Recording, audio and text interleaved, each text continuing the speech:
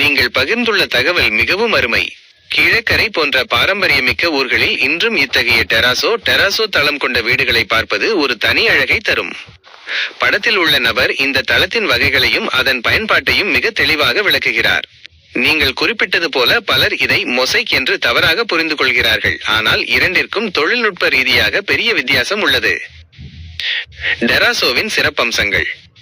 கீழக்கரை பாரம்பரியம். கீழக்கரையில் உள்ள பழைய மாளிகைகளிலும் வீடுகளிலும் இந்த தரை அமைப்புகள் பல தலைமுறைகளாக உழைத்து வருகின்றன.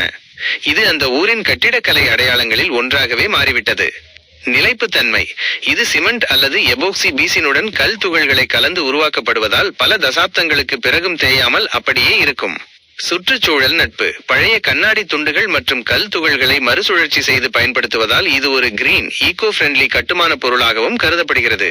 குளிர்ச்சி தன்மை. தமிழகத்தின் வெப்பநிலைக்கு ஏற்ப இத்தகைய தளங்கள் வீட்டை ஓரளவிற்கு குளிர்ச்சியாக வைத்திருக்க உதவும்.